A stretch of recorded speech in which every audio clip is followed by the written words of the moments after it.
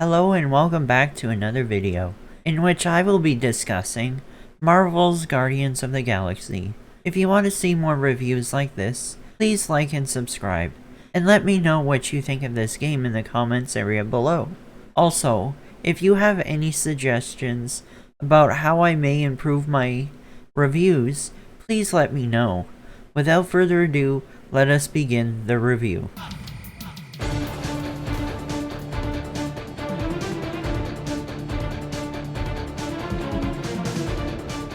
There are several enjoyable gameplay elements, which I will discuss in detail. So you may earn collectibles that either help you enhance your character or provide additional plot to the broader narrative.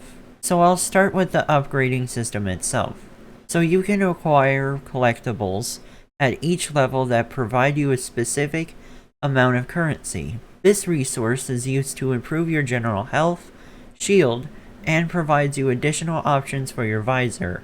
Health improvement is also really beneficial, especially considering some of these enemies may be extremely difficult to defeat. So having a sufficient quantity of health is always advantageous. The visor also comes in handy because if you completely improve it, you'll be able to scan enemies you're battling, and it'll offer you clues on how to defeat them by telling you where their weak points are and how to exploit them. In addition, you will receive upgrades for your blasters. This features enhancements such as the ability to shoot fire, ice, and lightning, as well as perform telekinesis with the blaster. These can assist in taking out specific enemies that have shields. Also, some enemies have vulnerabilities, and this small bar beneath their health bar fills up, and you may use specific sections of your blaster to raise this bar. When this bar is entirely filled, you can assault your opponent with a devastating move that degrades their health exponentially. These upgrades to your blasters can help you unlock doors, melt ice blockades, and move obstacles out of your path. You can also provide enhancements to each Guardian. After a given period of time fighting foes, their special ability meter will fill up, indicating that you may utilize one of their special powers to significantly reduce an enemy's health. Each of the Guardians has their own particular skills that may aid shock adversaries and drain their health, among other things. Because they may be quite bothersome, I employ them a lot on the truly tough foes. You then acquire a unique ability that removes even more of the enemy's health bar, which may be incredibly useful against particularly strong adversaries, but it still doesn't remove enough health, which is an issue I'll discuss later.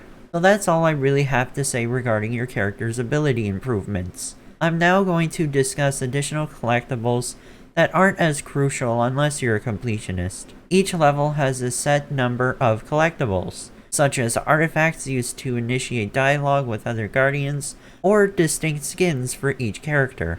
I really enjoyed both collectibles. I like the outfits because you got to see what the creators opted to include, and I really appreciate the detail where they had the Guardians of the Galaxy movie clothing.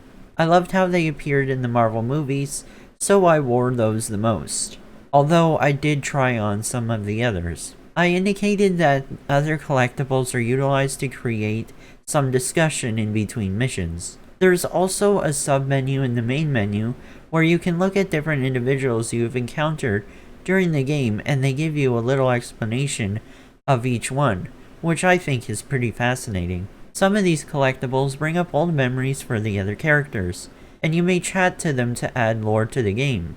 I did learn a lot about the other characters in this game, which I assume was accessible in the huge range of comics that we haven't seen in the movies. Each mission will have a dialogue where you may choose where it goes, similar to an RPG like Fallout. In this game, depending on the outcome, the gameplay will alter, although not much. The only thing that happens is that you will have a tougher time playing the game, or an easier time playing the game, and that's it. I would have preferred if it had altered the plot, like if you did anything incorrect, but the amount of development required for it is simply too high for a game like this. I'd like to point out that in some of the missions, there are unique choices for searching databases. I have to admit that they are very amazing, since you get to learn about characters from the Marvel Universe that aren't in the game but are easily recognized. It's also quite great because I anticipated Nova to appear throughout the game, but he didn't. But in one of the databases I looked in, he was there and they had a profile on him, which was pretty cool.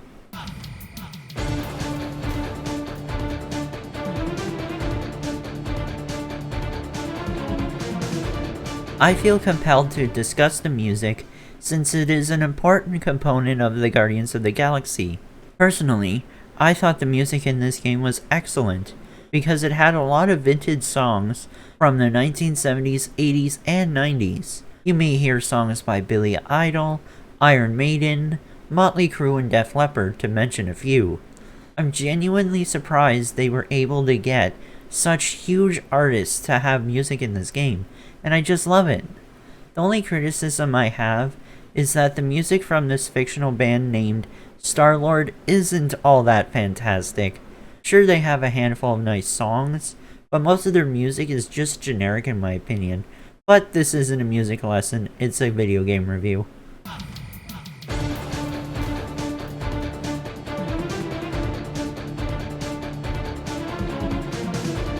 The visuals in this game were stunning. To be honest, many people won't be able to run this game at ultra settings on an old gen machine like an Xbox One, but I think this game looks excellent nonetheless. I must specifically mention the cutscenes. I'm not sure whether these cutscenes are in-engine, but I have to mention that this is going to be strange. I'd like to point out that the lip syncing was flawless. Hey, that's my chair. Oh, then why aren't you in it? I was, strategizing. It's just one thing to get into the zone, but we still gotta catch that monster. Right. So did I miss anything? Other than a ton of suspicious glares from Drax, not really. Now, if you're done strategizing, feel free to grab your seat. We're almost ready to go. I've noticed that in several video games, the lip movement does not always correspond to what is being uttered. I particularly noticed the lip syncing in this game being spot on, and I have to give credit to the developers for making this appear so nicely. I'm also blown away by how nicely optimized this game is. To give you an idea of my setup, I have StreamElements OBS, and generally recording with this software impacts the system to the point that I have to scale back my graphics settings, but in this game I didn't have to do so. I even had ray tracing on for much of the game and it worked completely well. It is really highly optimized, which means that more people will be able to play it rather than not play it. I don't normally discuss game visuals, but I felt compelled to do so for this game, in particular because it appears like the devs spent a significant amount of effort on it.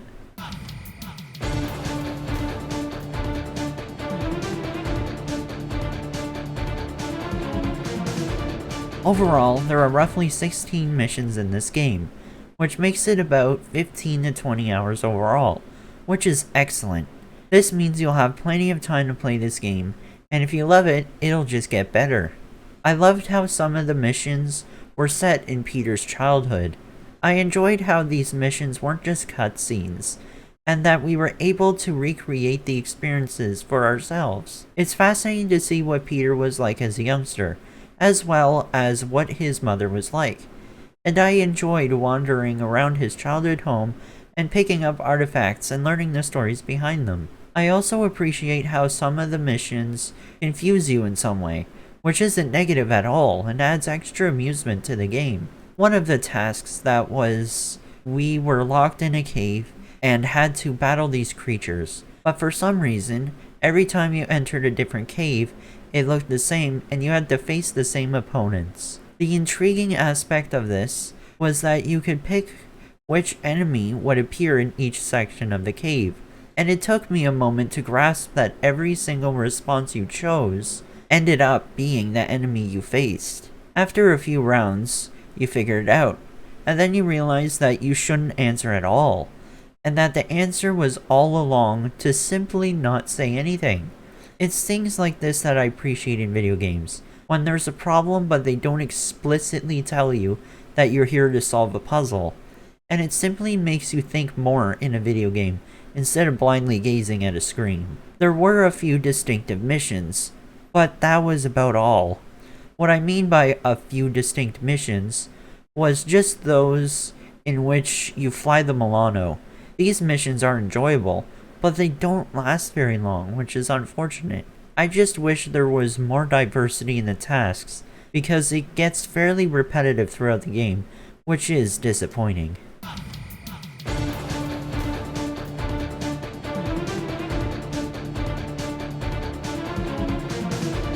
For each mission, the general level design seems the same. Basically, each mission demands you to travel to a specific place, and while there, you battle a bunch of opponents. Take a little pause to let the characters communicate to each other, then fight enemies again, and rinse and repeat a few times. To be fair to the game, even if the level design isn't spectacular, I enjoy hearing the characters' conversations and hunting for goodies. The level design isn't all that poor considering many of the levels are visually appealing. One little gripe I have is that you can see an encounter coming from a mile away. What I mean is that when you're close to an encounter, you'll notice a wide open space, and you'll know right away that you're about to battle something. I would have liked it if some of the levels did not have this, since it would add some excitement to the gameplay when an enemy would appear out of nowhere. Another issue I have is when your character is battling on a platform or something that requires a lot of evasion, which can lead to mistakenly evading an enemy and flying off the edge of a platform. I appreciate that you don't die right away and don't have to replay the entire battle, but I don't like that you constantly have to monitor where you're avoiding even when there are a lot of foes attempting to kill you at once. I know it seems like I'm whining because the game is too difficult, but there are evident flaws with the combat and level design clashing, making it harder and harder to battle foes since the level design doesn't help you take them out. I really enjoyed how they depicted the genuine scale of some of the ships we were on or near. I recall the mission when we were attempting to flee the church's mothership, and the sheer enormity of this ship from the interior was incredible. I know I've mentioned it before, but I can't deny how insane some of these levels are, just because of how enormous everything appears. And just thinking about how this all is designed and whatnot is sort of mind-boggling.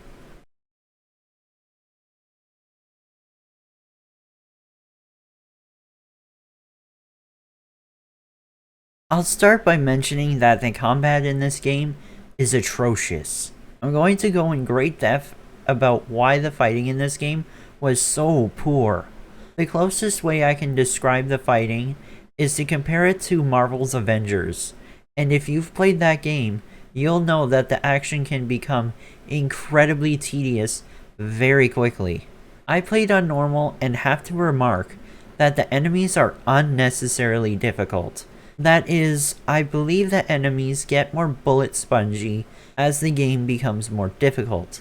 They would have the same number of opponents in each level, but they would make each enemy more bullet spongy, which is not how enemies should be made tougher in my view. I believe that adding more opponents might make the game more difficult, but just making the enemies more bullet spongy means that you'll have to spend more time battling the enemy rather than enjoying the other features of the game. Increasing the amount of time it takes to beat an opponent is not a smart approach to make enemies harder, since, in all honesty, it merely makes fighting them more irritating. You might be wondering why, if they're more bullet spongy, you don't just employ more of your teammates' special abilities. I've tried this so many times, and sometimes I have to use all of their skills, and the opponent is still not beaten, because another enemy is healing them, or the foes have so much health that doing anything doesn't do much to their health. I also wish the opponent types were more varied. It's difficult to explain, but they have enough variation and don't have enough at the same time. You face these blob creatures at the start of the game. Some have shields, while others do not. To be fair to the game, these enemies were fairly distinct. However, the issue arises when you encounter a different breed of enemy. This is because while we were facing the Nova Corps, they possess the same powers as previous foes. The easiest way to describe it is that all of these enemies have the same skills. They simply have different skins. I don't like it since it leads to the game's combat being highly repetitive, because if you've battled these opponents before, you'll know how they'll act again, even though they appear different. Each type of enemy could have their own unique power. For example, Nova Corps might have shields, whilst the blobs could have been a form of an opponent that covered you in jelly and forced you to flee. You see what I mean? If they had distinct skills for each opponent, the fight would have been more unexpected and interesting if they had also removed the bullet sponginess. Another way they might have enhanced the combat is if we could have played as the other Guardians. Don't get me wrong, I enjoy playing as Star-Lord, but it becomes old after a while of just shooting the opponent again and again. I'd have liked to play as Gamora or Groot, because Gamora has a sword and Groot seems like he'd have a lot of fun flinging people around. It was a tremendous bummer that we couldn't play the other characters. I confess that I appreciate how we could have instructed them when to use their unique power, but having the option to switch characters would have made this a lot more pleasant in combat. If there is a sequel to this game, I hope they include that functionality. In this game, the checkpoint mechanism is likewise a mess. To be fair to the game, checkpoints are okay while you're not in combat. They're only problematic when you are. Since the adversaries in this game are more bullet spongy, the tougher the difficulty, the longer many of these fights last. I'd say the longest interaction I had lasted about 15 to 20 minutes. That's fantastic because it was a boss battle, but the checkpoint system is an issue. Because it takes so long to fight a given set of foes, you may occasionally die, which is understandable. But the problem with this game is that it replays the whole encounter. To be fully clear, I don't mind not having checkpoints during a boss battle, because it adds excitement to the gameplay, but not in this game. It's more irritating to lose a boss battle in this game, since you know you'll have to keep shooting your blasters at the same opponents again and over. Whereas if the enemies weren't as bullet spongy, and they were more intelligent, implying that the AI was truly good, the encounters would be a lot more pleasant than they are today. There was another component of combat that I did not enjoy as well. What I'm referring to is the fact that you get this opportunity every now and then to boost your team, and how you react to it might be the difference between making an encounter easier or tougher. I honestly thought this was a very cool idea, but the problem is that it appears to be quite hit or miss, which I know sounds like the purpose, but once I explain it, your view may change. So when you try to motivate your team, you generally hear what they have to say and are given two alternatives for responding. You'd think this would be straightforward, but it isn't. I mention this because you may believe you have the best response to what they have to say, but you select that alternative which they dislike. It's quite irritating because normally I would have the correct reaction, but then being told no, you had the wrong response seems strange to me, since it now feels more like a gamble than a planned option. It's a shame that the combat in this game was so poor. It could have worked for some people, but it was mind-numbing for me. It's too bad since everything else about this game is fantastic, and I truly hope that if a sequel is ever released, they address the combat and repetitiveness.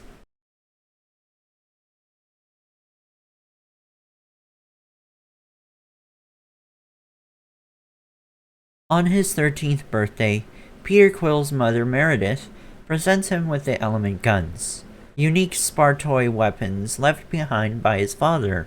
On the same day, Chitauri soldiers invade the Quill residence, kidnapping Peter and killing Meredith. Many years later, Peter is known as the mercenary Star-Lord, commanding the Guardians of the Galaxy. The Guardians visit the unlawful quarantine zone, established by the Nova Corps to store war waste, to catch a rare creature for their patron, Lady Hellbender.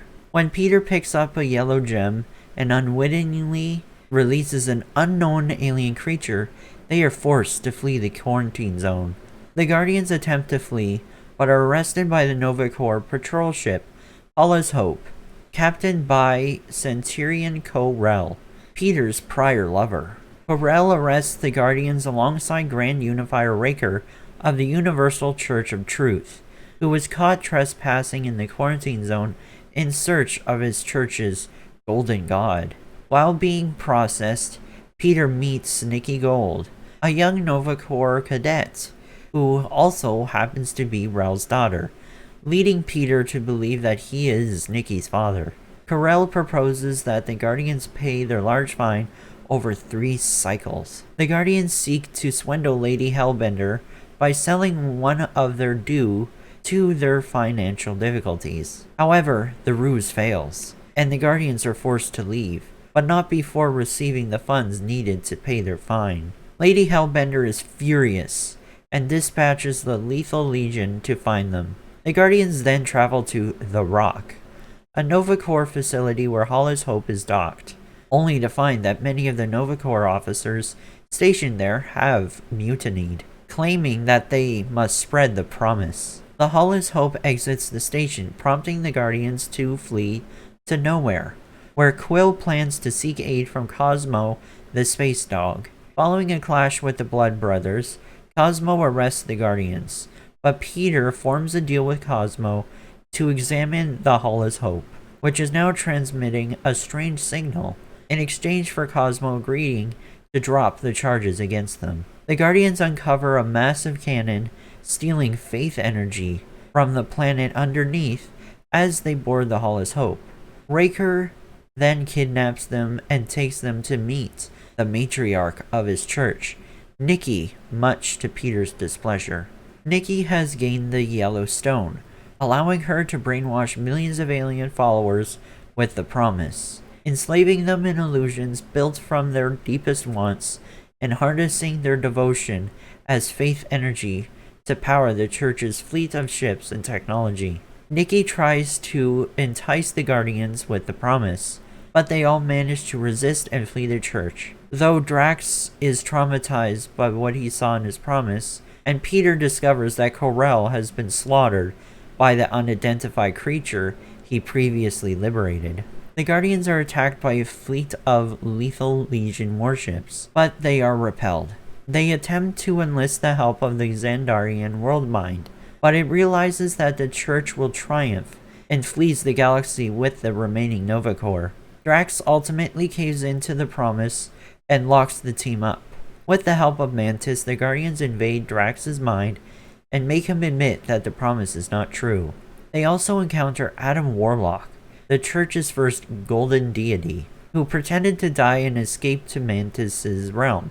The extraterrestrial monster influencing Nikki is actually Warlock's evil side, Magus, who he imprisoned in the yellow jewel known as the Soul Stone. Magus is harvesting faith energy from Raker and the Church to feed on. With no other options, the Guardians seek Lady Hellbender's help. In gratitude for her aid in an attack on the Church's flagship, the Sacrosanct, they catch and gift her with the mythological creature Fin Fang Foom. During their assault, Raker confines the Guardians in an energy field, but Peter is able to enter Nikki's promise. With the help of Ko-Rel, Ko-Rel reveals that Nikki is an adopted war orphan and not Peter's daughter. Peter convinces Nikki to embrace her death, releasing her from her promise and Magus's control while also unlocking her secret powers. As Warlock incorporates Magus back into his body, the Guardians destroy Raker, putting an end to the Church's threat. The Guardians depart as the galaxy rejoices in its release from the Church's brainwashing, Nikki becoming the newest member.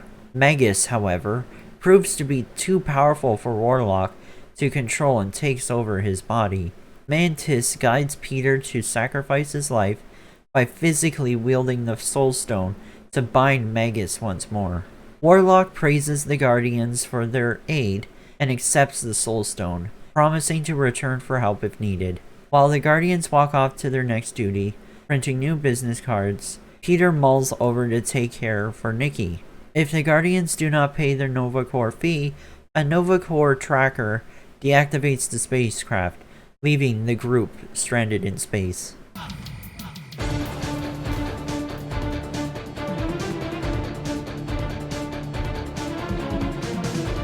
This game's representation of Star-Lord is fantastic. I only know Star-Lord from the Guardians of the Galaxy movies, since I've never read the comics and have only seen the MCU version. We clearly spend the most time with Star-Lord in this game, and I love that we get to see what he was like as a youngster. It was heartbreaking to witness his mother's death and his kidnapping by the Chitauri.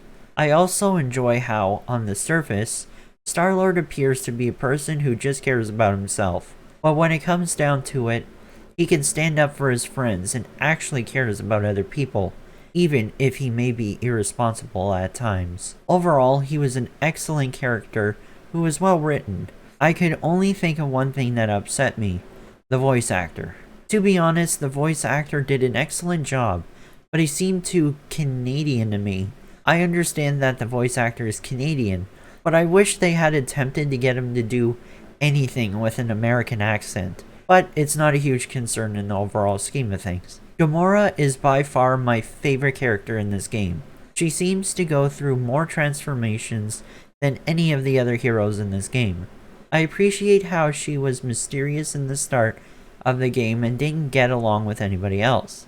She prefers to remain to herself and has never told anyone about her hobbies or other interests. The farther we progress in the game, the more we watch her break and her ideas emerge. Later in the game, we discover that she has lost confidence in everyone since Thanos, and that she also murdered her sister Nebula. She believes that no one would accept her because she murdered her sister, but in the end, the Guardians embrace her for who she is, and she becomes more at ease with the team as the game progresses. Drax is yet another intriguing character in this game. I wanted to point out that the MCU version of Drax differs significantly from the one shown in this game, and to be honest, I prefer the Drax from the video game over the one from the Marvel movies. I mention this because they make him look like a joke in the MCU, but we get more genuine emotion from his narrative in this game. To be fair, Drax is fairly amusing in this game, but when it comes to the gravity of his circumstance and his past, it can get very emotional. I particularly appreciate the relationship between him and the other characters, in which he is quite upfront about his background in the murder of his family by Thanos. It was also quite heartbreaking to play through his section of the game, where he was in the promise and couldn't let go of his family, which had some true emotion to it that I wish we saw more of in the movies. Now that I know so much about this guy, I truly like him. Not that I didn't like him before, but now that I've seen his true heart, I prefer this version. Rocket doesn't get much attention in this game, which is a shame since I wish we could see more of his past instead of simply hearing about it in a chat. I didn't know much about Rocket's origin story, but this game clarifies everything for me. I really wish we got to see more of his background, especially since we got to see so much of it with Drax. Rocket's development is also seen throughout the game. He begins similarly to Gamora, in that he is untrustworthy and performs a lot of things against orders. Rocket enjoys throwing caution to the wind, and at one point in the game it nearly kills the entire squad. But at the end of the game he understands that he is part of a team, and that he needs to help them rather than try to finish everything alone. I selected Groot as the last topic to discuss, since we don't get much out of him, which is unfortunate. To be fair, we do learn more about his past and where he comes from, but I wish we could see it. I'm not suggesting Groot is a poor character. Groot is one of my favorite characters, but I didn't get as much out of him as I would have liked.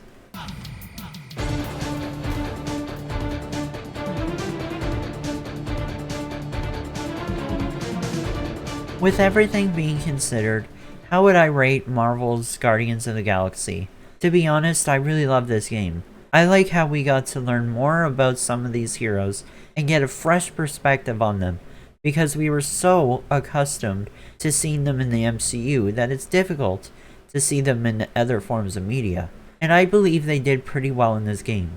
I also believe that the music is suitable for this type of game and that it really enhanced the gameplay. Yes, the plot was a little complex at first, but after they got to the midst of it, it became much simpler to piece together. The one thing I must mention is that the combat was terrible, which is a shame because everything else about this game was fantastic. To me, the gameplay and combat are the two most crucial components of any video game, and if one of them isn't excellent, it may destroy the entire experience. Unfortunately, due to the horrible combat, I had to stop the game on occasion since it was so mind-numbing. However, everything else makes the game for me, and in the end, I guess I would give this game a 7 out of 10. I would have rated it higher, except for the fact that the combat became incredibly tedious very quickly and the diversity in opponents wasn't that different after you truly fought them all, but that's just how it goes. That concludes my review of Marvel's Guardians of the Galaxy, and I'm delighted I played it. I was going to review the new Saints Row game for my upcoming review, but I'm still not sure if I want to buy it. Instead of a review, I'm thinking of making a video explaining why I didn't buy the new Saints Row game, but I make no promises. Thank you so much for listening to me babble about a video game. Please like and subscribe if you love this video, and let me know in the comments area below whether or not you like this game. Also, please let me know if I need to improve the quality or structure of my videos. Thank you all so much, and I hope to see you in my future reviews. Volmakiutas, Gothen